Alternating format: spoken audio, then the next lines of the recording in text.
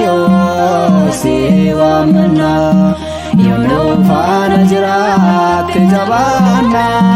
tokkummaa nuuf kenni jalaala nuuf kenni amantaan dhaabbanna tokkummaa nuuf kenni jalaala nuuf kenni amantaan dhaabbanna yaa waaqayyo si waamna yommuu faana jiraatte jabaanna yaa waaqayyo si waamna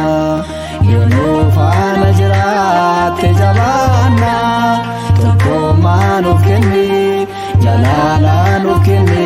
amantaan dhaabbanna tokkummaa nuuf kenni jalaala nuuf kenni amantaan dhaabbanna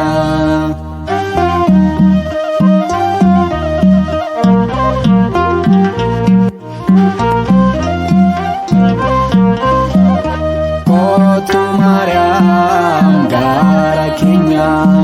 haadha jaalalaatiif nageenya kootu Maariyaam haadha keenya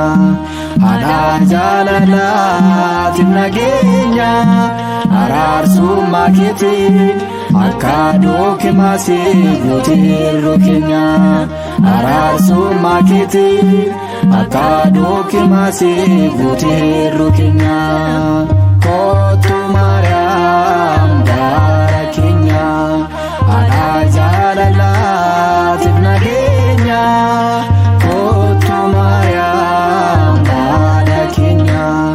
haadha jaalalaatiif nageenya araarsummaa keetiin akka dookimaasii guutirru keenya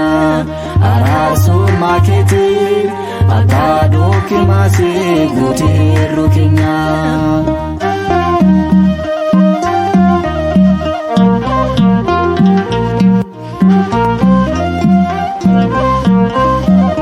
kan geggeessite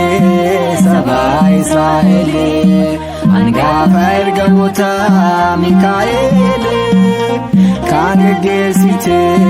saba Israa'elee hangafa ergamoota Mikaa'elee cubbuun akka hin kufne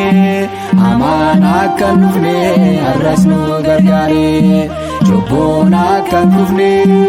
hamaan akka hin dhufne har'as nu gargaare kan geggeessite saba Israa'elee hangafa ergamoota Mikaa'elee kan geggeessite saba Israa'elee hangafa ergamoota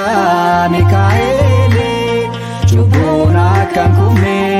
hamaan akka hin dhufne har'as nu gargaare cubbuun akka hin kufne hamaan akka hin dhufne har'as nu gargaare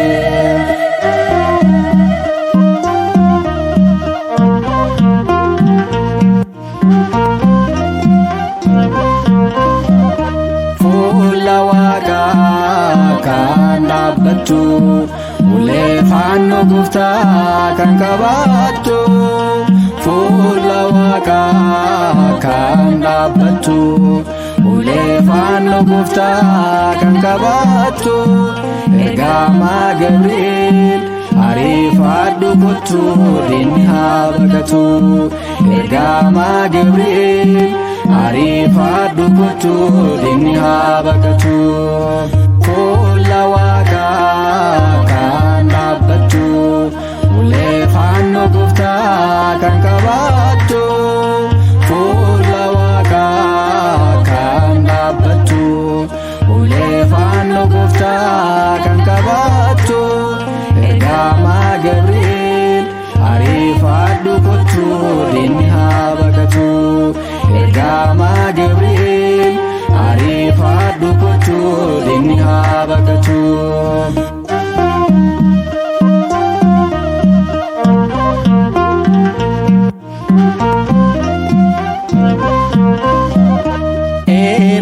ergamootaaf qulqulloota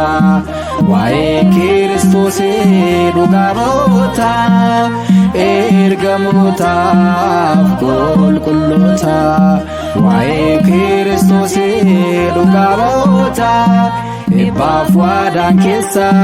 nuufis haa raawwatu har'as akka abboota eebbaaf waadaan keessa nuufis haa raawwatu har'as akka abboota ergamootaaf qulqulloota waa'ee Kiristoosii dhugaa ba'oota ergamootaaf qulqulloota waa'ee Kiristoosii dhugaa ba'oota eebbaaf waadaan keessa nuufis haa raawwatu har'as akka abboota eebbaaf waadaan keessa nuufis haa raawwatu har'as akka abboota.